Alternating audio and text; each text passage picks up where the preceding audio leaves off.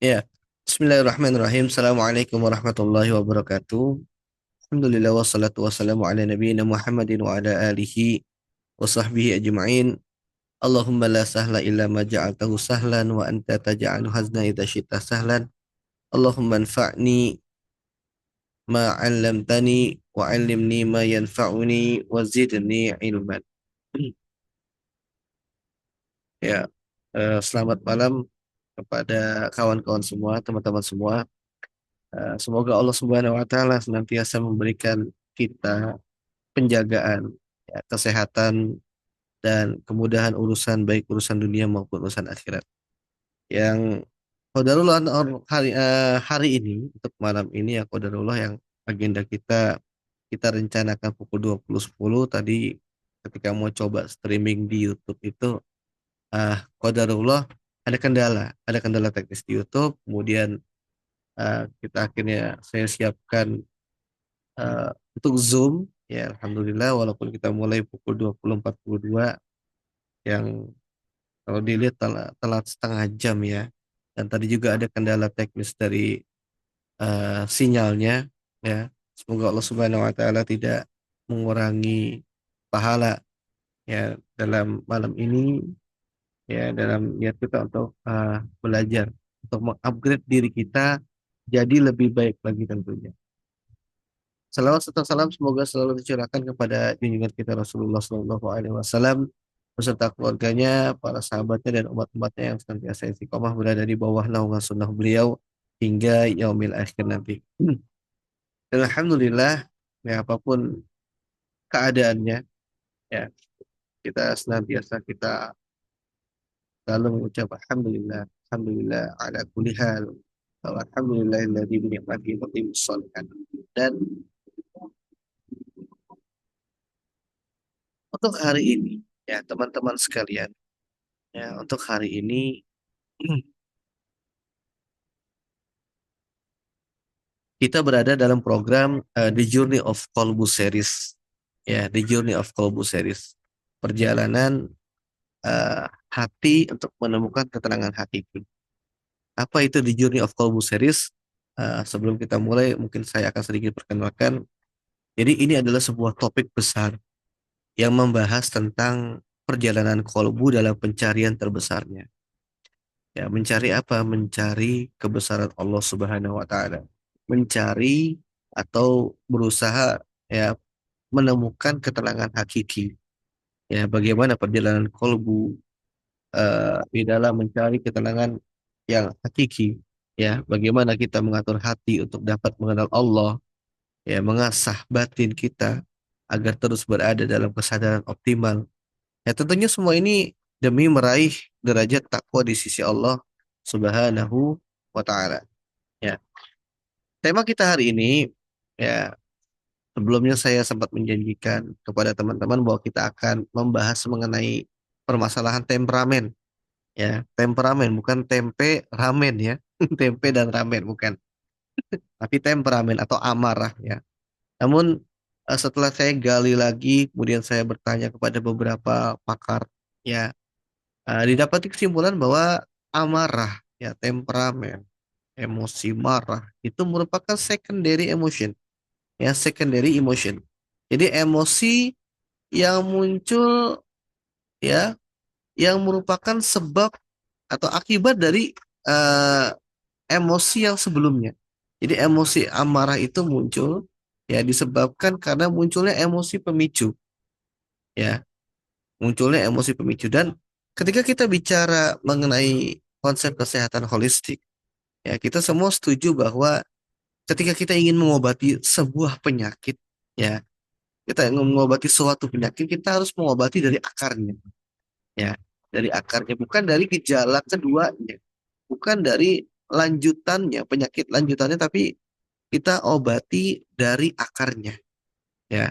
Dan ketika kita coba menelusuri ya apa sebab dari amarah, apa sebab dari temperamen, itu banyak sekali emosi-emosinya. Ada kesedihan, ada kekhawatiran, kecemasan, ada perasaan tidak dianggap, ada perasaan minder, ya, dan lain sebagainya. Ya, maka kita akan coba membahas satu persatu, ya, satu persatu. Ya, dan insya Allah hari ini kita akan bahas, makanya kenapa dikatakan episode satu, karena kita akan coba membahas, mengupas satu persatu. Dan hari ini, malam ini, ya, di kesempatan kali ini, kita akan membahas tentang sebuah emosi yang dapat memicu amarah seseorang. Apa itu? Emosi tersebut bernama al-husnu. Ya, al-husnu atau al-hazn. Apa itu al-hazn? Al-husnu, perasaan sedih. Ya, perasaan sedih, emosi sedih. Nah, rasa ini seringkali menjadi penghambat bagi seseorang untuk bisa bertumbuh, untuk bisa jadi pribadi yang lebih baik lagi, untuk bisa terus berjalan ke depan, move on. Ya, kalau bahasa yang tenarnya sekarang populernya move on. Ya, tapi kita perlu pahami dulu di awal. Ya, kita perlu pahami dulu di awal, ya, bahwa sedih itu memang bagian dari fitrah kehidupan, teman-teman. Ya, sedih merupakan bagian dari fitrah manusia. Ya, nggak ada satupun di antara kita manusia itu yang bisa lepas dari emosi kesedihan. Bahkan termasuk juga para nabi dan para rasul itu juga kena emosi yang namanya kesedihan. Ya, dapat dikatakan semua orang itu hampir bisa dipastikan pernah mengalami yang namanya sedih. Contoh, Nabi Yakub alaihissalam diceritakan dalam Al-Quran, beliau bersedih ketika kehilangan anaknya Nabi Yusuf alaihissalam. Ya, bahkan sampai matanya berubah menjadi putih. Ya, mata matanya memutih dan tidak bisa melihat. Nabi Yakub alaihissalam. Kemudian ada lagi Nabi Nuh alaihissalam. Ya, salah satu dari nabi-nabi ulul azmi. Jadi antara nabi dan rasul ini, jadi nabi dan rasul itu banyak sekali. Dan di antara nabi dan rasul itu ada nabi-nabi yang memiliki gelar. Ya, karena spesialnya sabarnya luar biasa. Ya, sampai-sampai Allah memberikan gelar bagi nabi-nabi tersebut dengan gelar ulul azmi. Ya, kalau di sekolah mungkin kita belajar singkatan ulul azmi itu mimin. Musa, Isa, Muhammad, Ibrahim, sama Nuh. Ya, Musa, Isa, Muhammad, Ibrahim, dan Nuh. Ya, ini tuh 5 nabi ulul azmi. Nah, Nabi Nuh, ya, yang salah satu dari nabi ulul azmi, ya, alaihi salam, itu sempat merasa sedih karena kehilangan anak dan kehilangan istrinya pada saat peristiwa banjir besar. Ya, bahkan Rasulullah Shallallahu Alaihi Wasallam, ya, Rasulullah Shallallahu Alaihi Wasallam, manusia yang paling agung, ya, manusia yang paling mulia, itu juga merasa bersedih, ya, sangat bersedih ketika ditinggal oleh istri tercinta beliau, ya. Siapa? Ibunda Khadijah binti Khuwailid, ya, radhiyallahu anha. Dan juga ditinggal oleh pamannya yang tercinta, Abu Thalib, di mana Abu Thalib ini wafat dalam keadaan belum beriman, ya, wafat dalam keadaan belum beriman. Bahkan sampai para ulama menyebut masa-masa itu, ya, masa ketika Rasulullah SAW ditinggal oleh Khadijah dan ditinggal oleh Abu Thalib, ya. Para ulama menyebut masa-masa itu dengan istilah tahun kesedihan atau Amul Huzni, ya. Dan ini terkenal kalau orang yang belajar sirah, ya, bagaimana sedihnya, ya, ya, bagaimana sensasi sedihnya itu luar biasa, ya. Tapi yang perlu kita garis bawahi, teman-teman sekalian, kesedihan Nabi, kesedihan para ulama ini nggak sampai melampaui batas, ya, nggak sampai melemahkan iman. Nah, Ini yang berbeda dengan sikap kita sebagai umatnya. Yang kadang kita tuh nggak memahami batas-batas kesedihan. Ya, kita nggak paham koridor-koridor kesedihan. Sampai kita itu terlalu larut, ya, terlalu dalam, larut gundah. Sampai-sampai kesedihan itu mengubah sikap kita. Mengubah karakter kita secara signifikan. Nah, biasanya orang-orang yang tenggelam, orang-orang yang larut dalam kesedihan, itu orang-orang yang mungkin gersang jiwanya. Orang-orang yang sudah terlalu lama jauh dari Al-Quran, ya, jauh dari agama, jauh dari majelis ilmu, tapi punya angan-angan yang besar, ya, punya angan-angan yang besar. Sehingga ketika dia dapati apa yang sangat dicintainya itu hilang, ya, yang biasa menemani, yang biasa mendukung, mensupport, yang biasa menjadi sandarannya itu hilang. Nah, ia seperti nggak punya apa-apa, seperti nggak punya pegangan gitu. Ada yang stres, ada yang sampai menjerit-jerit, ada yang sampai depresi, putus asa, bahkan ada yang sampai bunuh diri. Ya, naudzubillah. Jadi memang secara psikologis, ya teman-teman sekalian, kesedihan itu adalah suatu emosi yang biasanya ditandai oleh perasaan gak beruntung, perasaan kehilangan, ya, atau perasaan gak berdaya. Itu kesedihan. Efeknya apa? Efeknya ketika manusia itu sedih, ya, ketika manusia itu sedih, seorang manusia itu cenderung menjadi seorang yang lebih diem, ya, cenderung jadi orang yang kurang bersemangat, cenderung jadi orang yang menarik diri, ya. Jadi ini bagian awal yang harus kita pahami dalam emosi kesedihan, ya, bahwa kesedihan itu merupakan bagian dari kehidupan dan ini fitrahnya kita sebagai manusia, ya. Para nabi sedih, para rasul sedih, para ulama sedih, ya, tapi nggak berlebihan.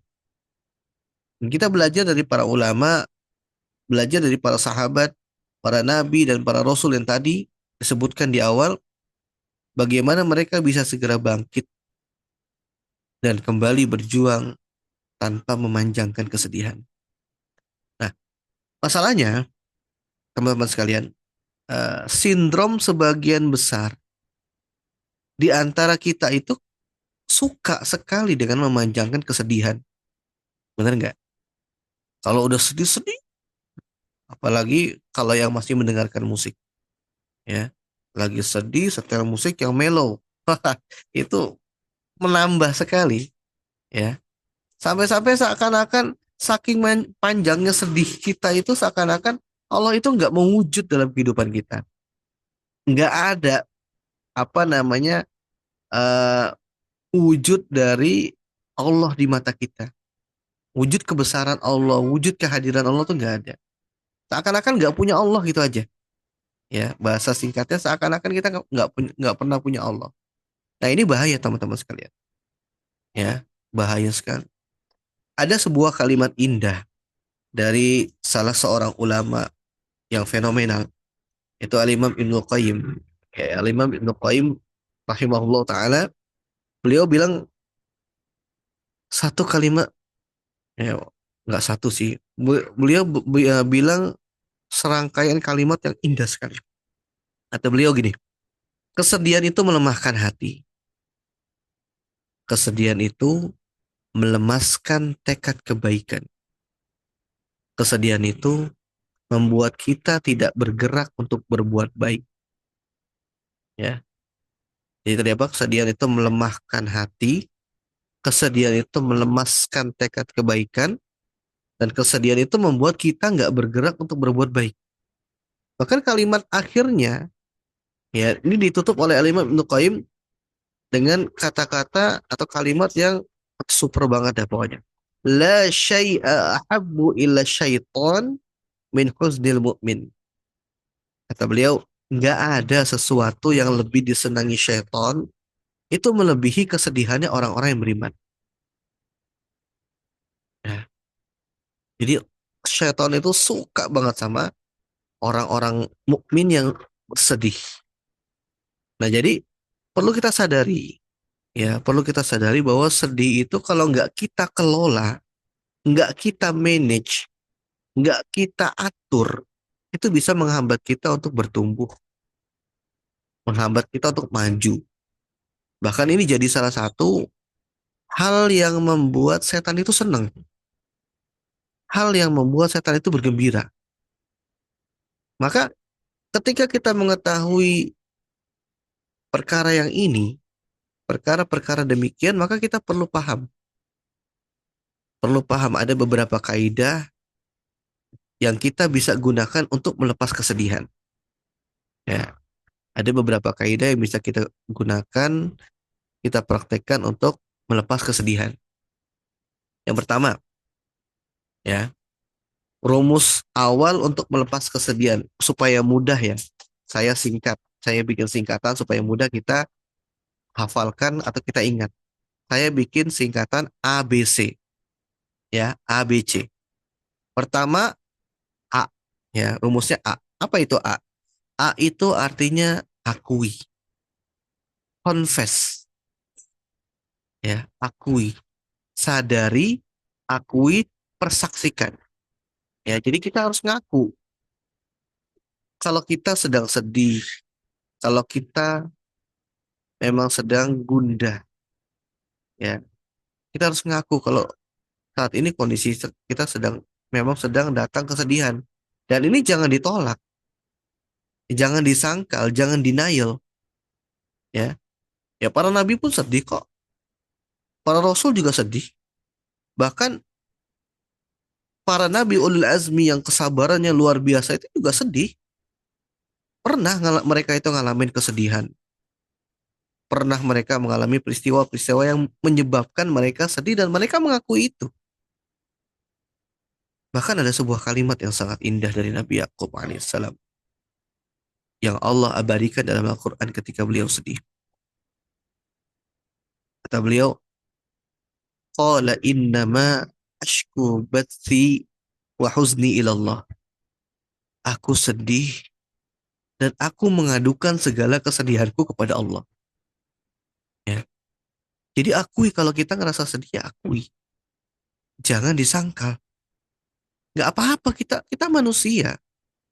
Kalau kita sedih, kita akui karena kita manusia. It's okay not to be okay. Ya, nggak masalah ketika kita ngerasa nggak baik-baik aja. Karena memang kita nggak harus selalu baik-baik aja. Manusia memang sifat dasarnya keimanannya itu kan kalau menurut kaidah Ahlussunnah, keimanan manusia itu kadang naik, kadang bertambah, kadang berkurang. Ini fitrah, ya, bertambah karena amal soleh, berkurang karena maksiat. Dan Rasulullah SAW pun bersabda, "Kullu bani Adam khata' wa khairu khata'ina tawabun."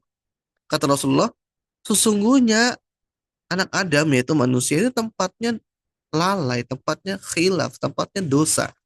Wa khairu khata'ina, yang lanjutannya, dan sebaik-baik seorang pendosa, seorang ahli maksiat, at-tawwabun, ya, orang yang bertaubat, ya.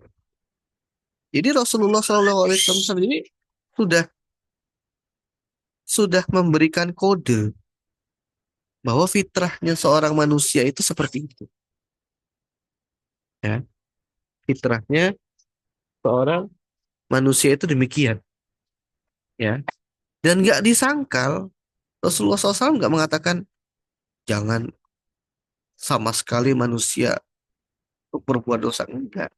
Karena memang sudah jadi fitrah manusia akan kejeblos ke dalam kemaksiatan. Apakah itu disadari atau tidak disadari? Ya, kalau kita nggak sadar, kira-kira gimana? Kita akan sadar di lain waktu. Oh iya ya, kayaknya tadi aku ngomongnya terlalu kasar deh. kayaknya tadi aku terlalu tergesa-gesa deh.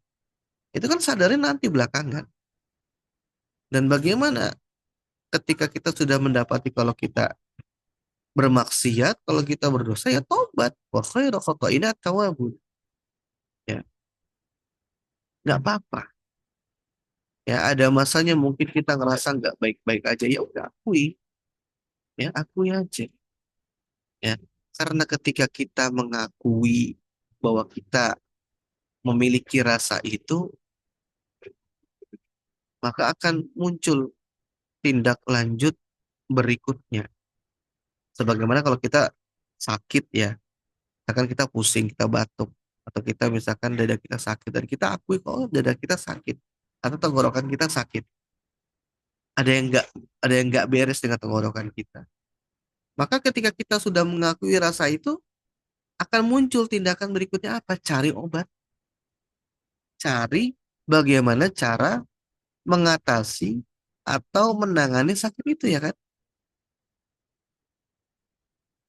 Sama penyakit kolbu juga ketika kita sudah merasa misalkan sedih nih, emosi dan ini fitrah ya akui ya akui karena ketika kita mengakui kalau kita sedih kita akan terdorong untuk melakukan action berikutnya kita cari sebab kita sedih apa ya dan kita akan cari gimana cara mengatasi ya jadi yang pertama A itu akui ya kemudian habis A B tadi A B C habis A B apa itu B beri waktu atau dalam bahasa lain saya sebut dengan jeda ya beri jeda ya ya dalam jeda itu momentum bagi kita untuk mengadu kepada Allah jadi setelah mengaku tadi kalau kita sedih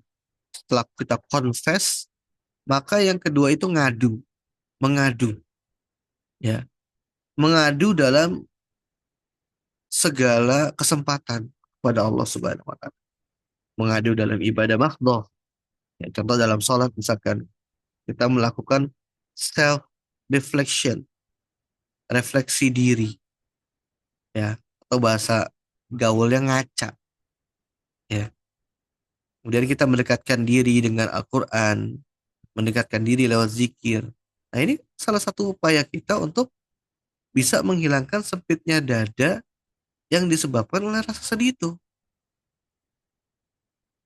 dan di samping itu ternyata Allah yang maha pengasih dan yang maha penyayang itu juga punya ya juga memberikan kita sebuah obat yang sangat efektif apa nama obat itu nama obat itu adalah waktu masa ya. Jadi seiring berjalannya waktu ya, itu secara psikologis sebetulnya kalaupun kita ngerasa sedih, sekarang kita ngerasa sedih nih misalkan, maka kesedihan itu akan pelan-pelan berkurang dan menghilang ya. Kata para ulama, masalah dunia itu makin lama akan mengecil, akan menyusut dan akhirnya menghilang ya. Dan ini benar, kita hanya butuh waktu. Maka jeda ini menjadi kaidah penting untuk kita ya untuk kita bisa lepas dari kesedihan ya beri jeda ya beri waktu ya jadi A B C tadi A itu akui B itu beri waktu dan C nah ini juga nggak kalah penting ya C ini apa itu C curahkan dicurahkan atau biasa kita sebut curhat mungkin ya curhat menyampaikan apa yang kita rasa mengekspresikan apa yang kita rasa curah boleh nggak sih curhat sama manusia? Ya boleh, nggak apa-apa. Nggak ada larangan. Tapi pastikan, kalaupun kita curhat sama manusia, kita curhat dalam rangka memang ingin menemukan solusi. Ya, kita curhat dalam rangka ingin meminta pandangan. Bukan curhat kepada semua orang yang kita temui, kita curhat semuanya. Ya, tapi di atas semua itu, di atas curhat kepada manusia, itu ada sebaik-baik tempat curhat. Kapan? Ketika kita sujud di atas sajadah. Ketika kita sholat, kita curhat kepada Allah. Ya, kita curhat kepada Allah. Kata Imam Ibnu Qayyim ketika mensyarah perkataan Nabi Yakub, kan tadi Nabi Yakub mengatakan, qala innama ashku bathi wa huzni ila Allah. Ya, sungguh aku hanya mengadukan kesedihanku kepada Allah, kan gitu kan. Kata Nabi Yakub alaihissalam. Nah, ketika Imam Ibnu Qayyim mensyarah perkataan itu, mensyarah firman Allah itu, maka beliau itu mengatakan ghayatul jahil, ya, ghayatul jahil, puncak kebodohan seorang manusia, puncak kejahilan seorang manusia itu adalah apa? Mengadukan Robnya kepada makhluk. Ya, mengadukan Robnya kepada makhluk. Dia bercerita kepada sesama manusia, kepada orang lain, ya, bahwa kenapa Allah memperlakukan saya begini dan begitu, kenapa Allah tidak adil, ya, kenapa Allah sepertinya tidak sayang sama saya, ya. Dia mengadukan zat yang sangat menyayanginya, zat yang sangat peduli padanya, kepada pihak yang sebenarnya nggak sayang sama sekali sama dia, ya. Jadi ketika seorang mengadukan Allah kepada makhluk, sama aja dia mengadukan zat yang selama ini memberikan nikmat, memberikan kesempatan untuk berbuat baik, untuk memperbaiki diri, kepada pihak yang sebenarnya nggak sayang sama sekali dengan dia. Apa kepentingan manusia? Nggak ada. Dan kebanyakan ketika orang manusia lain tahu aib saudaranya, apa yang dilakukan? Dijaga, boro-boro disebarkan, disebarkan. Ya, kata para ulama, ketika seseorang mengetahui aib saudaranya, maka ini adalah ujian. Ini adalah ujian. Ya, apakah dia akan menyimpannya rapat-rapat atau dia akan menyebarkannya kepada orang lain. Ya. Dan kebanyakan gimana disebarkan? Jangan bilang siapa-siapa ya. Besoknya satu kompleks sudah tahu. Ini sifat dasar manusia. Makanya kata Imam Nuqaim, ghayatul jahil, puncak kebodohan adalah seorang mengadukan Robnya kepada makhluk, kepada sesama manusia. Ya. Kemudian wal arif, ya, melanjutkannya wal arif. Jadi dan orang yang arif, ya, orang yang arif, orang yang mengetahui, orang yang paham hakikat dari kebaikan, itu mengadukan manusia kepada Allah. Ya, tadi kan mengadukan Allah kepada manusia. Nah, ini sekarang mengadukan manusia kepada Allah. Ya, ketika dia dizalimi oleh orang lain, ketika dia mendapatkan perlakuan yang sewenang-wenang dari orang lain, ketika haknya dirampas, ya, dia adukan kepada Allah. Ya, dia adukan kepada Allah. Ya, ya Allah, saya tadi dizalimi oleh si fulan. Ya Allah, saya tadi disakiti oleh si fulan. Ya Allah, si fulan omongannya nyelekit banget. Ya, itu orang yang arif, kata Imam Ibnu Qayyim. Ya, jadi yang pertama, orang yang ghayatul jahil, puncak kebodohan adalah mengadukan Rabb kepada makhluk. Kemudian orang yang arif mengadukan makhluk kepada Rabb. Ya, mengadukan makhluk kepada Rabb. Ya. Lalu ada lagi tingkatan yang paling tinggi, ya. Wal a'raful arif, dan orang, ya, yang paling arif. Jadi arifnya si arif, ya. Gimana tuh? Ya, orang yang paling arif, ya, dia mengadukan diri sendiri kepada Allah. Dia mengadukan diri sendiri kepada Rabb-Nya. Dia sadar bahwa segala musibah, ya, segala musibah, segala perkara-perkara yang tidak ia senangi, yang perkara-perkara yang ia benci, perkara yang menyakiti dirinya itu seorang hamba menyadari bahwa itu tidaklah datang melainkan karena dosa-dosanya. Ya, sebagaimana Allah berfirman, wa ma asabatkum min musibatin fabima kasabat aydikum, dan tidaklah musibah itu datang menimpa kalian melainkan disebabkan karena ulah tangan kalian sendiri. Wa ya'fu an katsir, dan Allah sudah memaafkan banyak, ya. Maka seorang hamba yang paling arif, dia menyadari bahwa dia adalah sumber masalah, dia adalah biang kerok dari keterpurukannya selama ini. Dia adalah biang kerok, biang keladi dari masalah yang terjadi dalam hidupnya. Kemudian dia menyadari bahwa dia tidak mampu untuk memperbaiki dirinya sendiri. Dia menyadari bahwa dia tidak mampu untuk memperbaiki keadaannya dia saat ini, maka dia adukan ketidakberdayaan dirinya kepada Allah Subhanahu wa taala.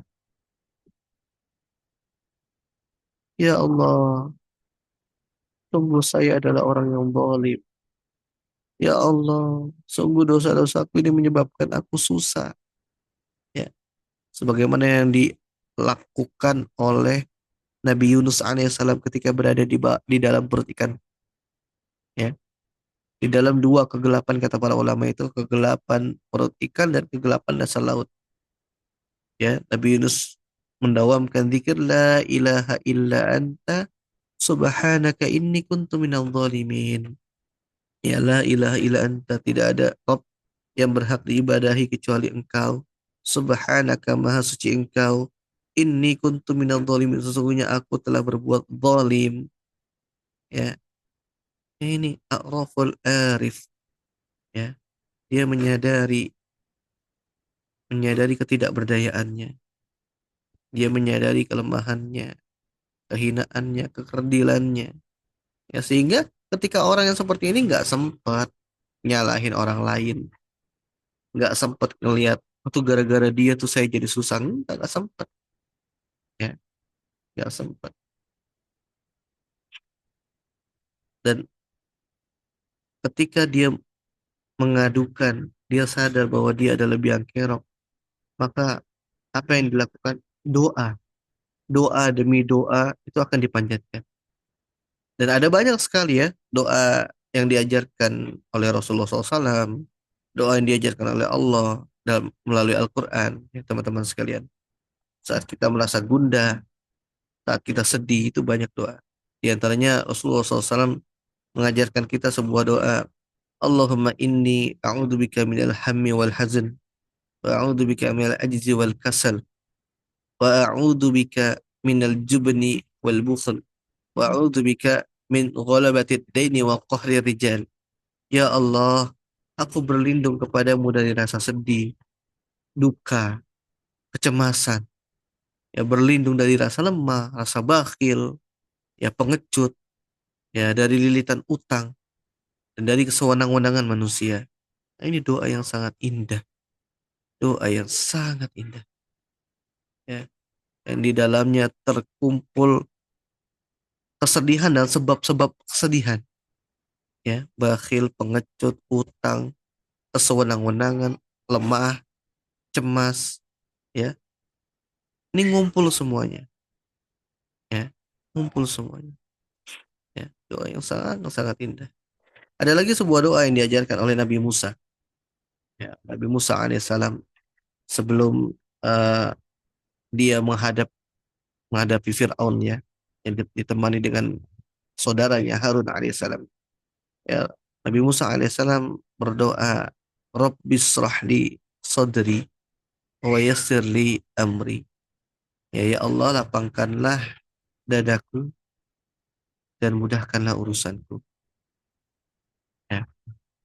Ya, jadi kalau kita buka Al-Quran, kita baca sabda-sabda Nabi, ya pesan-pesan dari Nabi Shallallahu Alaihi Wasallam, itu kita akan menemukan banyak sekali ungkapan curhat dari para kekasih Allah. Ya, banyak sekali. Di dalam Al-Quran banyak dari ungkapan doa-doa para nabi. Ya, ada lagi sebuah doa, ya, doa yang sangat indah. Ya, doa yang sangat indah yang dipanjatkan oleh tentara Tolut ketika melawan tentara Jalut. Ya, tentara Jalut tentunya pada saat itu lebih kuat, lebih perkasa, lebih lengkap persenjataannya. Sedangkan tentara Tolut jumlahnya lebih sedikit, perlengkapan atau persenjataannya kurang, ya, dan badannya lebih kecil, ya. Nah, kita bisa lihat misalkan dalam Quran surat Al-Baqarah ayat 250 doanya, Rabbana afriq alaina sabran wa tsabbit aqdamana wansurna 'alal qaumil kafirin. Ya Allah, duhai Allah, duhai Rabb kami, timpahkanlah kesabaran pada kami, kokohkan langkah kami, dan tolonglah kami ya Allah dalam menghadapi orang-orang kafir. Ya, ini indah sekali. Ya. Belum lagi doa dalam Al-Quran surat Al-Kahfi. Rabbana atina min ladunka rahmah wa hayyi' lana min amrina rasyada. Wahai Rabb kami, berikanlah rahmat kepada kami dari sisimu ya Allah. Ya. Dan sempurnakanlah bagi kami petunjuk-petunjuk terbaik dalam urusan kami. Ya. Banyak sekali doa-doa yang indah. Banyak, banyak sekali. Ya. Maka kawan-kawan sekalian, ABC. Ya. Back to the topic ABC. Akui, beri waktu, curhat. Ya, setelah kita ngaku, kita jeda. Nah, dalam jeda itu kita curhat sama Allah. Ya, curhat. Allahumma la sahla illa ma ja'altahu sahla wa anta taj'al hazna idza syi'ta sahla. Ya Allah, enggak ada kemudahan kecuali apa yang kau buat mudah. Ya Allah, ya, tidaklah engkau menjadikan kesedihan, menjadikan kesulitan, kecuali pasti setelah ini ya Allah engkau akan menjadikan semua ini mudah.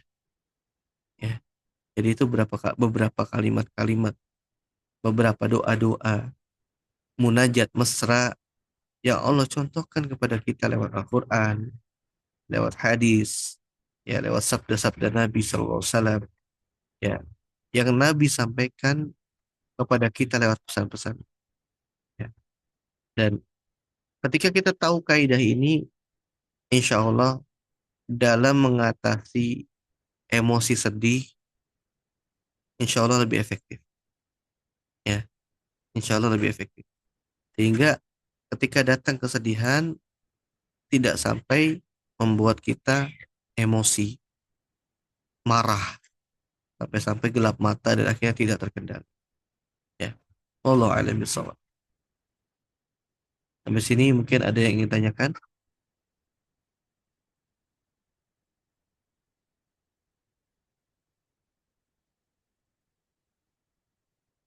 Insya Allah untuk apa yang kita bahas ya di The Journey of Kolbu series, ya dalam perjalanan kolbu menemukan ketenangan hati. Insya Allah kita akan coba bahas, ya kita akan coba lebih dekatkan dengan fakta di lapangan, dengan realita, kemudian kita coba cari solusinya. Ya, ya kita sudah sering mendengar bagaimana kesedihan, apa namanya, uh, dampak buruknya, bagaimana bahwa kesedihan itu membawa taka, bagaimana Nabi sedih, bagaimana Rasul sedih, bagaimana para ulama sedih, ya. Tapi kita terkadang masih susah, masih belum tahu bagaimana nih cara mengatasi kesedihan yang datang dalam diri kita, ya. Dan seringkali luka-luka yang datang kepada kita, ya, seringkali kesedihan yang datang kepada kita itu yang menambah parah adalah diri kita sendiri. Yang menabur garam di atas luka kita adalah seringkali kita sendiri, ya. Seringkali kita sendiri. Ya, ketika kita sedih karena dizolimi orang misalkan, ya kita ingat terus. ya, nggak lupa kita, bahkan sampai detil, ya, poin-poin detailnya tuh ingat, ya, poin-poin detailnya tuh ingat, ya.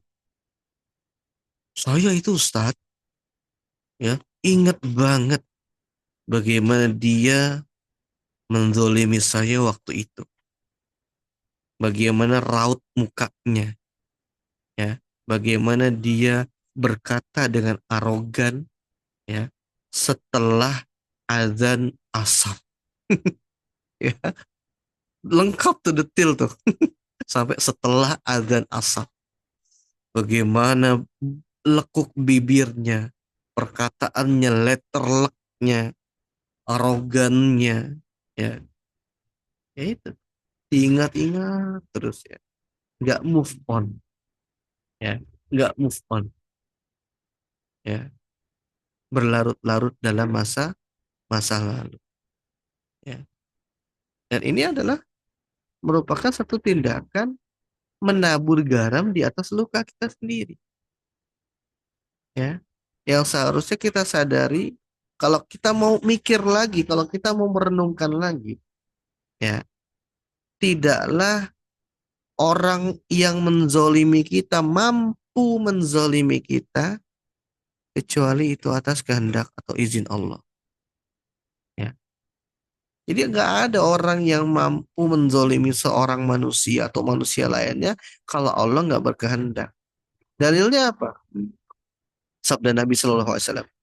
Ya, wa'lam annal ummata law ijtama'at ala an yanfa'uka bi syai'in lam yanfa'uka illa bi syai'in qad katabahu Allahu lak. Wa law ijtama'u ala an yadurruka bi syai'in lam yadurruka illa bi syai'in qad katabahu Allahu alaik. Kata Nabi SAW, ketahuilah, ya, seandainya, ya, seluruh umat yang ada di dunia ini dijadikan satu, dikumpulkan, ya, terjemahan bebasnya tuh semuanya dikumpulin, ya, dihimpun semuanya, mau bangsa manusia mau bangsa jin, kumpulin semuanya, kemudian disuruh untuk membuat satu maslahat kepada manusia, satu manusia, maka nggak akan mampu. Lam yanfa'uka, nggak akan mampu memberikan manfaat illa bisyai'in qad katabahu Allahu lak, kecuali sesuatu yang memang sudah Allah kehendaki, sesuatu yang memang sudah Allah takdirkan. Walau ijtama'u ala an yadurruka bisyai'in, dan ketika semua dikumpulkan, ya, umat-umat dikumpulkan semuanya, ya, mulai sejak zaman Nabi Adam sampai akhir zaman nanti, kemudian diminta untuk memudaratkan seseorang, lam yadurruka illa bisyai'in qad katabahu Allahu alaik, gak akan mampu memberikan mudarat kepada seseorang kecuali apa-apa yang telah Allah takdirkan. Makanya orang generasi Nabi itu berani-berani. Kita lihat perang Qadisiyah berapa? 1 banding 10. Ya, 1 banding 10. Ya, seakan-akan satu orang Islam, kaum muslimin harus menghadapi 10 kaum kafir dari Persia pada saat itu. Ya, perang Qadisiyah. Ya. Dan kita tahu bahwa pada saat itu Persia merupakan negara superpower, negara adidaya, ya, bersama satu lagi Romawi. Dan Romawi juga pun akhirnya hancur tunduk di tangan, ya, kaum muslimin pada saat itu kan. Ya kan? Tapi lihat nih, ya, lihat bagaimana sosok yang dilahirkan, ya, dari mental-mental yang demikian, yang dia nggak takut sama apapun. Dia yakin bahwa nggak akan ada orang yang bisa memudaratkan orang lain, nggak akan ada orang yang bisa memberikan manfaat kepada orang lain kecuali Allah berkehendak. Nggak akan bisa seseorang mencelakai kita kecuali Allah kehendaki. Sesakti apapun, sekaya apapun, sehebat apapun nggak akan bisa kecuali Allah berkehendak. Ya, kecuali Allah berkehendak. Makanya ketika kita tahu kaidah itu, ya, kita akan sadar bahwa oh, ternyata Allah yang menggerakkan si fulan atau si fulana sampai akhirnya dia menyakiti kita. Maka ketika itu kita tahu enteng kita, ya. Andaikan sedih, sedihnya cuma sebentar. Dan ketika kita tambah tahu bahwa semua kesedihan, semua musibah, ya itu asalnya biang keroknya kita, oh makin enteng lagi, ya, makin enteng lagi. Karena Allah nggak mungkin menguasakan seorang hamba, seorang manusia untuk menyakiti kita, kecuali ya karena memang kita memang kudu diberi pelajaran, ya, harus diajarin, harus dididik, harus dikasih paham kalau zaman sekarang bilang, ya harus dikasih paham. Enteng kita, nggak ada dendam, insya Allah, ya, nggak ada dendam, insya Allah, ya. Allah alam bisawab. Semoga apa yang sedikit yang saya sampaikan tadi, insya Allah bisa menjadi penawar bagi kita yang sedang sedih, jadi mood booster, ya jadi booster, jadi pemicu semangat kembali, ya. Dan insya Allah kita akan ketemu lagi di episode kedua, ya.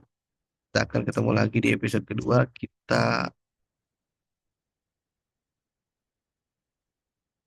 Oh ya, sebentar.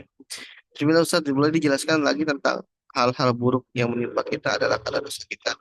Apakah saat itu juga Allah mengazab kita? Jadi hal buruk pun juga karena izin Allah. Iya, betul. Ya, betul sekali. Jadi eh, ada beberapa kaidah ya. Ada beberapa kaidah. Kenapa hal buruk itu menimpa kita? Yang pertama, kaidahnya adalah wa ma asabatkum min musibatin fa bima kasabat aidikum. Dan tidaklah ya musibah itu datang menimpa kalian disebabkan karena dosa-dosa kalian atau perbuatan tangan kalian sendiri. Wa ya'fu an katsir, dan Allah telah memaafkan banyak. Allah telah mengampuni banyak, ya. Allah telah mengampuni banyak. Maka patokan ini hendaknya kita patrikan, kita tanamkan kepada diri kita sendiri. Supaya apa? Jiwa kita supaya nggak kepedean. Karena apa? Karena jiwa itu kan cenderung mengarahkan kita kepada keburukan. Inna nafsa la'ammaratun bisu. Kata Allah dalam surat Yusuf, sungguhnya jiwa itu selalu merongrong atau selalu condong kepada keburukan. Maka ketika kita pegang prinsip bahwa semua musibah, semua hal buruk itu datang karena dosa kita, kerdil jiwa kita. Ayo, mau marah kenapa? Apa kamu marah sama orang itu? Orang dosa, apa musibah yang kamu timpakan gara-gara kamu? Kita kan akan berbicara dengan jiwa kita seperti itu. Kamu ngapain marah sama dia? Apa yang dia lakukan itu sudah Allah takdirkan.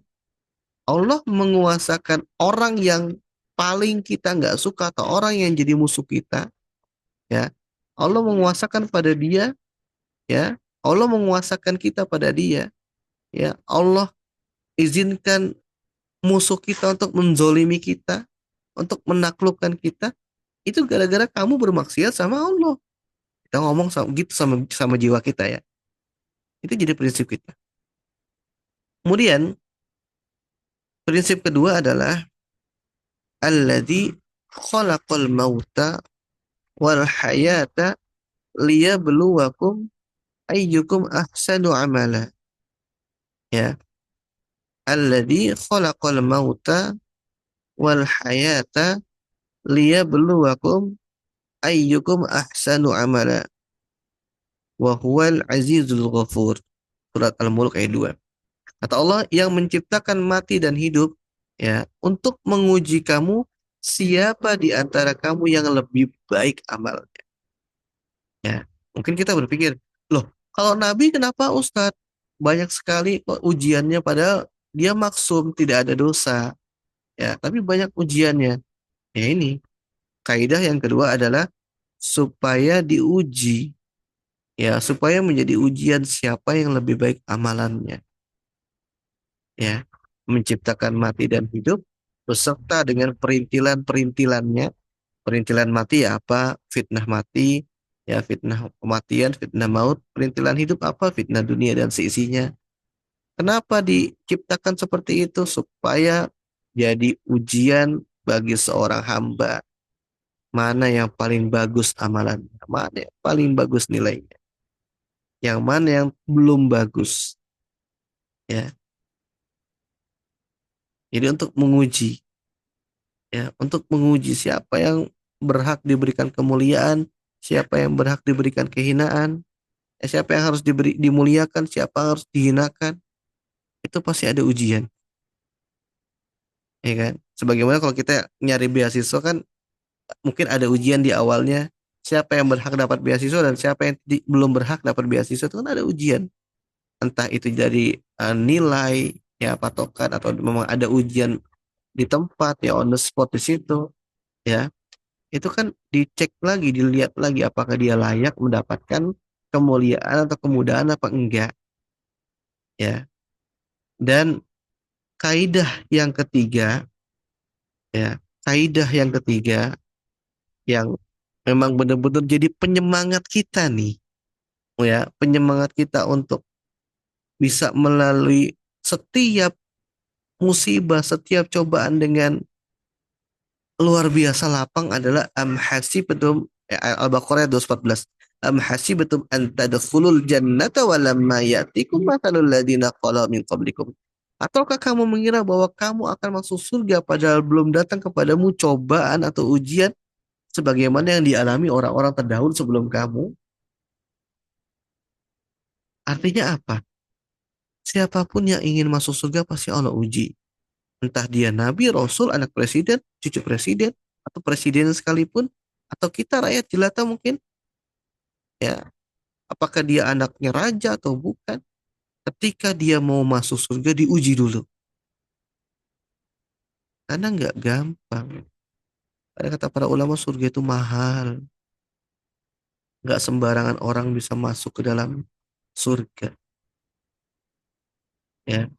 Maka ketika nggak sembarangan orang bisa mendapatkan sesuatu yang memang berharga, ya harus diuji dulu.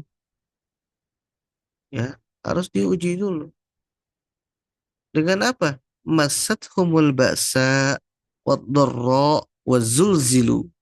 Dengan al-ba's, kemelaratan, ad-dharra, ya. Kemudian tingkatan yang kedua penderitaan. Kemudian yang tingkatan terakhir adalah az-zulzilu, goncangan, ya. Dan ini ketika kita tahu bahwa ujian-ujian yang datang ini adalah untuk apa namanya?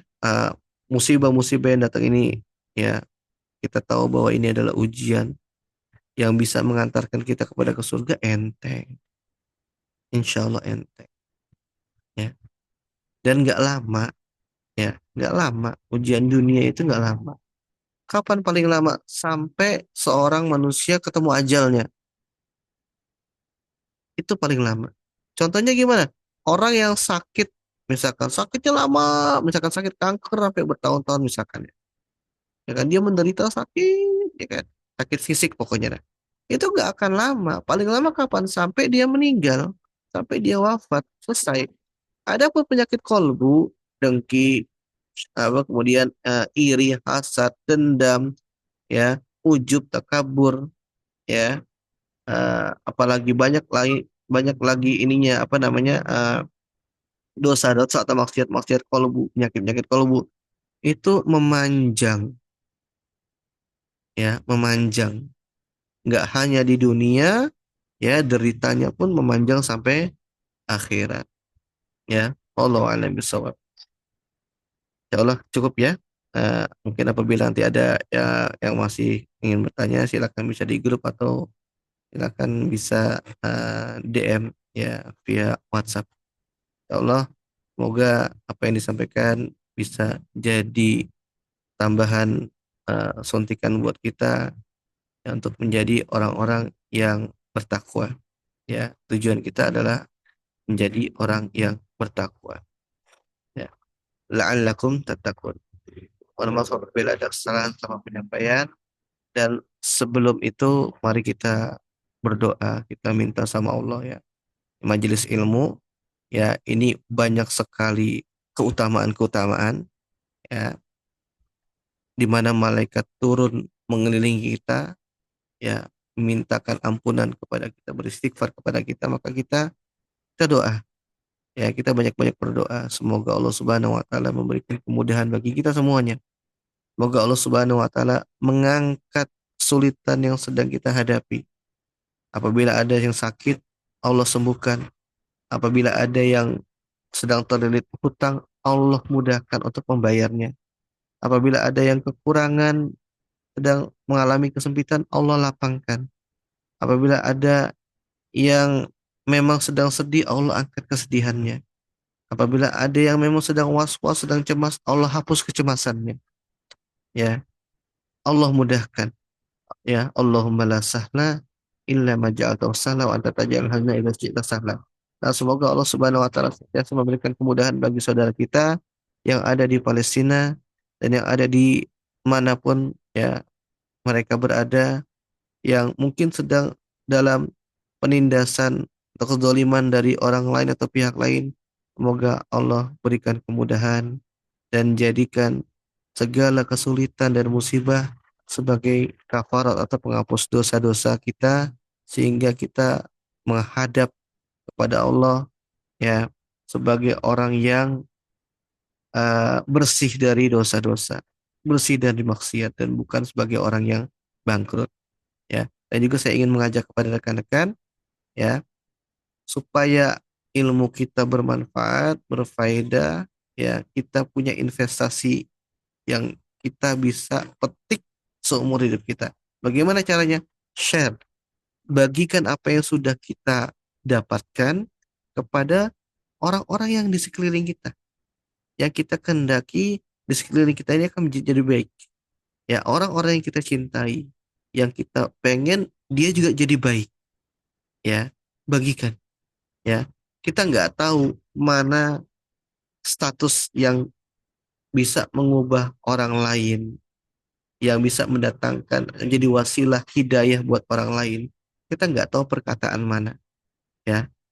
Maka ketika itu kena plek, nah, dan diamalkan seumur hidup atau bahkan diajarkan ke keturunan teman kita nanti atau rekan kita nanti, luar biasa pahala jariahnya, luar biasa buat kita. Ya, baik kalau gitu insya Allah kita cukupkan. Subhanakallahumma wa bihamdika asyhadu an la ilaha illa anta astaghfiruka wa atubu ilaik.